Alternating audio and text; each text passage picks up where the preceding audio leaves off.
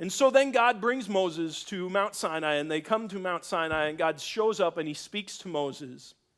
And so in Exodus 19, as he's talking to Moses, as he's going to give him the 10 Commandments in Exodus 20, he's going to continue on with all the rest of the law there, but all of the law is pretty much summed up in these 10 Commandments at the beginning in Exodus 20.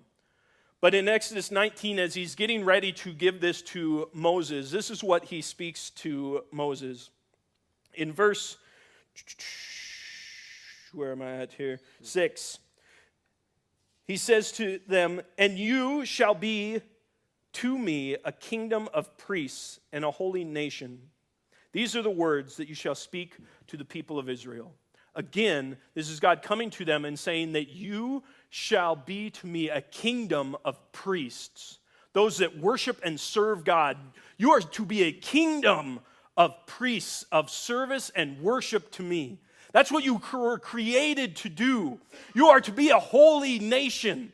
That's what you were designed to do. You're not designed to live in this same bondage, in this same slavery. Even though they're not making you make bricks, you're still going after the same wants and the same desires you had back here. You're still serving the same gods and being pulled back to them, where I've set you free so that you can live free. You can live the way you were made to live. You were made to worship God. And so the only way that you can find fulfillment, the only way you can find satisfaction, the only way you can find freedom is to live in that freedom. And the freedom isn't to do whatever you want to do. Because growing up in America, that's a lot of what we think of when we think of freedom.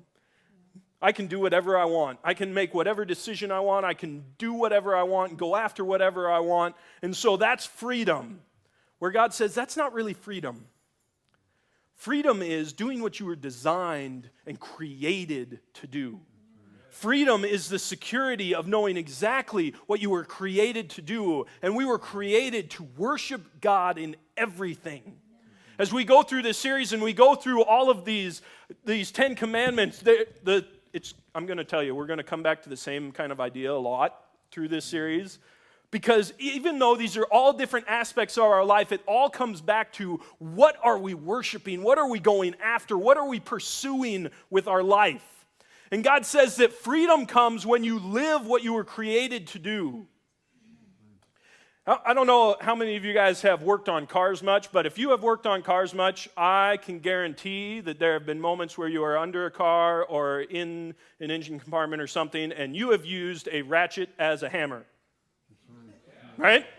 Yeah, it's true. You all know it. You've used it. And no matter how many times you do it, how does that work out using the ratchet for the hammer?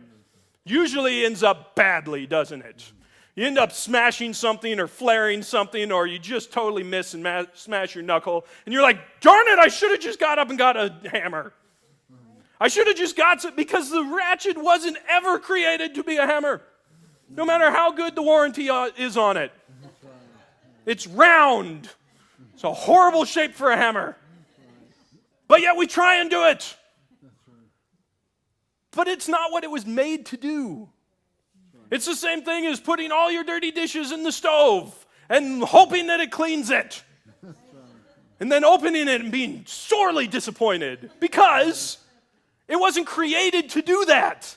That's not what its purpose is. And so as we look at this and as we go through the 10 Commandments, what we're going to see over and over is that we were designed and we were created. Our purpose is to worship God.